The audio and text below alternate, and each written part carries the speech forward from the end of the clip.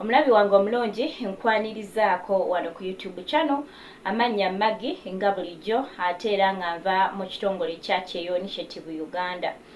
Waliwo omukyala gwe njagala okwogerako olunaku olwaleero ayitibwa Naabirye Fatuma.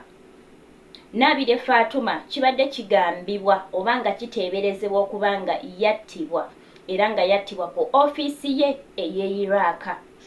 Tubadde mu kaweefube ow'okukola okunoonyereza kuba ensonga ze zabadde zaatuuse mu mikono gyaffe ne tukola okunoonyereza tugenza okuzuula nga Naabirye gy'ali mulamu naye ng'embeera ye mbi si nnungi. Omwana ono muwuliddeko ku bu audios bwe nga butambula, ngenda kubateerayo ku wano bu audio nga nnyonnyola butya bwe yayingira Iraq, biki bye yasangayo na bigambo ki ebyamugambibwa nga yakatuuka mu Iraq. Naye kasooke nkweka vidiyo ke ng'agamba gye ndi mulamu. Baamuwadde ku ssimu oluvannyuma lw'okuteekawo akazito ne bamuwa essimu akole vidiyo ng'ategeeza famire ye nti nkyali mulamu. So katusooke tugirabe. Amannya gange Naabirye Fatuma. Nkyali mulamu. Nsiza ku butambi buli kwambibwa nti munafu. Gye ndi mulamu. Nakuba embeera gye ndimu si nnungi. Neetaaga kudda waka. Naye nga gye ndi nkyali mulamu sinnafa. Kale oyo omukyala olunaku lwayo lugenza okutya nga tufunye vidiyo eyo nga agamba nti gye ndi nkyali mulamu oluvannyuma lw'okuteekawo akazito ennyo. Omukyala ono abantu abaamukukusa kuliko ayitibwa Sali Muhammad, kuliko ayitibwa Elias era nga basangibwa Kawaala. Bw'oba omanyi eddwaliro eriyitibwa Malcon Clinic ng'esangibwa Kawaala okulinaana kyaki ya Pastor Yiga. Abantu abo be bamu ku beenyigira mu kukukusa omuwala ono okumutwala e Iraq. Twebaza Mukama nti omukyala ono akyaliyo mulamu naye omulaba omukaaba kamubake embeera si nnungi. Bannange omukyala talya, alya ebintu tebitegeerekeka biringa mapeera, bugaatigaati, bubisikuiti, tebamuwa mmere. Bino ebyokulya by'olaba wano bye bamuwa okulya, tebamuwa mmere. Bino bye bamuwa okulya deyire, bw'atyo bw'alya. Era bw'abadde ng'afuna kasimu nga tebannamuggyako ssimu ng'obwokulya bwabukuba ebifaananyi n'abuweerezaako abafamire ye n'abalaga engeri gy'alyamu. Ngenda kubateerayo wano eno audio eya Naabirye nga nnyonnyola olunaku lwe yayingira Iraq na biki bye baasanga ku ofiisi. Olwo tutuuse Baghdad ku kisaawe ofiisi zeetu kimye. Tugenze ku ofiisi tutuuka batuggyako amasimu batuggyako byonna ebitukwatako. Kati tuyingira batugamba muyingirawo tusangayo abantu abalala batugamba nammwe muzze. Kofeegi ky'abanyi ne gatugwa. Bano ne batandika otulombojjera ennaku eri ku ofiisi. Twatya nnyo ne tukaaba. Tugamba Allah yalina tusaasira buli omu n'asaba mu ddiini ye. Bannaffe ate abaali baluddewo ne batugumya ne batugamba mugume tetulina kyakola. Kakati ne tubeera mu eyo embeera ne tutandika okukola nga mmotoka zijjeza ofiisi ku makya ne tupakinge ne tugenda ne tukola ne batukomyawo ekiro.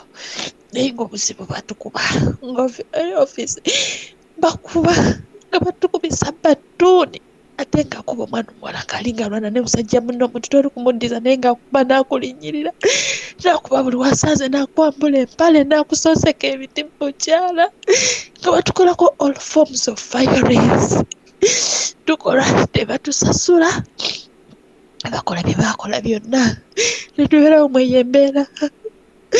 Abaana bagwa eddalu olw'embeera gye batukoza gye batukola ebintu bye batukola bituleetera obuzibu ku bwongo. Batunya kisoji kutuuza ku mutwe. Namunange gwe ezo ze zimu ku zi audios Naabirye Fatuma zannyonnyola. Audio mpanvu tuyinza obutagimalaayo naye annyonnyola biki bye yasanga ku ofiisi nga bw'obiwulidde. Ate era agezaako n'okunnyonnyola embeera gy'ayitamu nti bwe yatuuka ewaka mu maka ge yagendamu okukoleramu baamuggyako buli kimu, kaziba empale, byonna nga bwe yagenda nabyo baabimuggyako. Yagenda kukola naye tebamukkiriza okubaako ekintu kyonna kyakola. Bw'akwata ku ngatto z'abaana bazikasuka mu kasasiro. Bw'aba ayagala oba kuggulako luggi Samuya nti oba alina wagenda oba afuluma oba akola ki, tebamukkiriza kwata ku luggi, balina kulumuggulira. Kitegeeza omwana ono yatwalibwa okuba nga saddaaka oba okubaako ebintu ebirala bye bamukozesa ebitali birungi. Bw'abanga tebaagala akole mulimu gwonna, kitegeeza yatwalibwa nga saddaaka.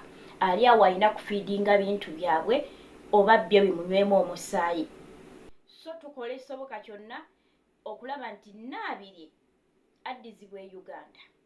Ngenda kusaba bannayuganda bambi oba oyagala genda kukola Iraq gireke. Oteekeddwa omanya nti buli muntu ayingira Iraq bakukusa mukukuse.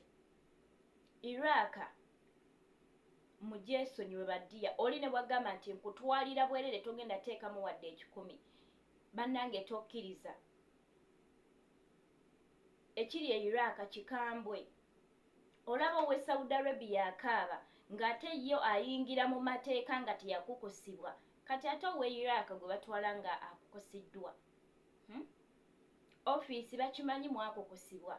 Era bagenda okubatwala nga oluusi balina missions zaabwe bye baagala okukola. Bannange nsaba Iraq tugyesonyiwe ku lw'obulungi obw'obulamu bwaffe bwe tuba nga tukyabwetaaga. Kankome wano eno ate ngenda kusaba nti weguba nga gwe mulundi gwo ogusoose okunkyalirako ku channel yange, beera ate nga osubscribinga, like, comment and share. Bw'okikola ekyo kiyambako okuba nti akawunti yange ekula, ate kiyambako ne video okuba nti etambula n'etuuka ku bantu ab'enjawulo. Bw'oba nga omaze okusubscribinga wansi awo waliwo akantu akajjawo nga akade. Gwe bw'omala okona mu kagambo subscribe waliwo akantu akajjawo nga akade, kati ako bw'okakoonamu kijja kuba nga kikuyamba nti buli lwe nnaabanga ntaddeyo video bwenti ejja kuba nga ekutuukako mu budde, era bajja kuba nga YouTube ekuweereza ka notification oba ka message akakulaga nti waliwo aka video kentaddeyo. Mubadde balabi balungi, Mukama abankumye ennyo, mbaagala nnyo naye ate Mukama Katonda yasinga okubaagala. Musibe bulungi, musule bulungi, buli omu wonna w'osinzira okuba nti olaba video eno. Bye bye.